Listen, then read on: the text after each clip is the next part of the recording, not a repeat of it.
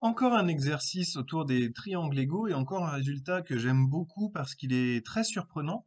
On prend un triangle ABC qui est représenté ici, sur lequel on construit deux carrés extérieurs, c'est-à-dire qui ne chevaucheront pas le triangle ABDE et BCFG. Alors, jusqu'ici, il n'y a rien de particulièrement passionnant dans cette figure, mais en fait, ce qui va nous intéresser, c'est de montrer que les segments CD et AG sont de la même longueur. C'est pas forcément évident, loin de là d'ailleurs. On pourrait envisager d'autres éléments de démonstration, puisqu'en fait, ils sont en plus perpendiculaires, mais c'est pas ce qui va m'intéresser ici. Donc vraiment, comment est-ce qu'on va montrer que ces deux segments-là, en rouge, sont de la même longueur? Et d'ailleurs, ce qui est assez rigolo, c'est que si on modifie la forme du triangle, eh bien, ça reste le cas. C'est quand même ça qui est plus intéressant d'ailleurs.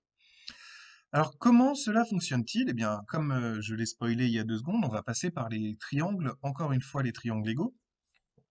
Et donc, on va s'intéresser aux triangles BCD et BGA.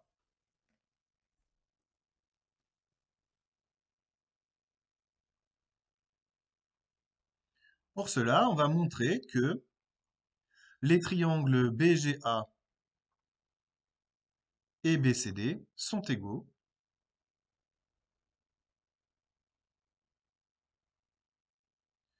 Alors, non pas en utilisant les longueurs des trois côtés, malheureusement, puisqu'on ne l'a pas. On veut juste justement montrer que la troisième longueur sera la même.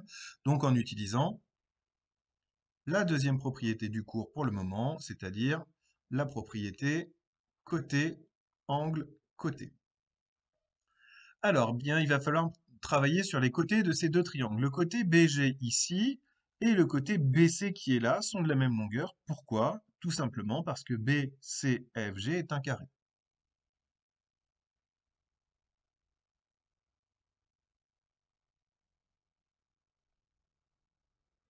Alors, je vais passer directement en longueur, hein, je ne vais pas passer par les segments. Donc, BG égale BC en longueur. Voilà. Deuxième étape, à vous de réfléchir pour me montrer pourquoi est-ce que BD est égal à AB. Je laisse 2 ou 3 secondes pour que vous mettiez en pause. ABDE est un carré cette fois-ci.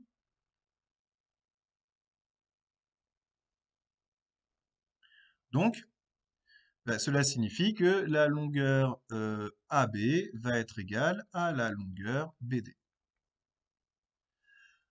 La dernière chose, c'est connaître la mesure de l'angle qui est compris entre ces deux côtés, donc entre les deux côtés dont j'ai les longueurs ici. C'est-à-dire, je les ai déjà schématisés, hein, hop, les angles qui sont codés en bleu ici. Alors, comme vous le voyez sur la vidéo, c'est un peu, voilà.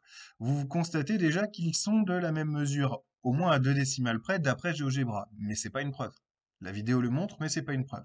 Donc on va se demander pourquoi cet angle-là a la même mesure que l'angle qui est ici. Pour ça, eh bien, il faut encore une fois réfléchir à la nature de l'objet qui nous intéresse, c'est-à-dire le carré. Cet angle qui est là, pardon, on va le construire comme une addition de deux angles adjacents, entre guillemets, bien sûr. On a la première partie qui est là, qui est l'angle droit dans un carré, plus l'angle en B. De la même manière, de l'autre côté, on a ici un angle droit d'un carré, plus l'angle en B. Donc en fait, on a l'angle en B plus 90 ici, et l'angle en B plus 90 là. Ça fait bien le même résultat, bien évidemment. Ça demande à être écrit. La mesure de l'angle DBC, donc, c'est celle de l'angle DBA, plus celle de l'angle ABC. Il faut toujours repasser par les points comme ça, c'est beaucoup plus clair que d'utiliser juste des valeurs numériques. Et donc on a 90 plus la mesure de l'angle ABC. De la même manière, la mesure de l'angle GBA, c'est égal à la mesure de l'angle GBC,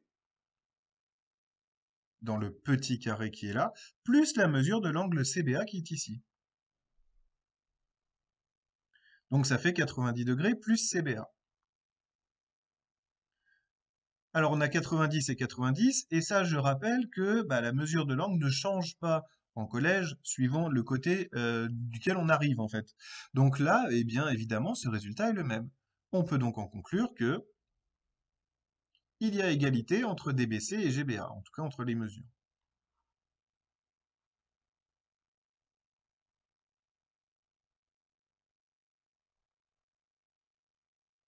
À partir de là, j'ai les deux angles qui sont égaux et les côtés qui construisent ces deux angles qui sont eux aussi 2 à 2 de la même longueur. Eh bien, ça signifie que, d'après le cours, je peux en conclure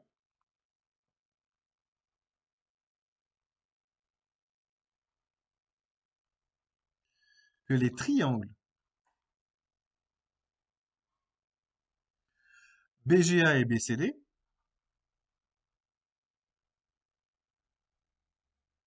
sont égaux. Ce qui m'amène trois nouveaux éléments que je n'avais pas au départ. Le premier, eh bien que la longueur du côté CD est égale à la longueur du côté GA. Ça tombe bien, c'est ce que je voulais. Et j'ai deux autres choses qui ne me servent pas dans cet exercice, mais dont je vais quand même parler.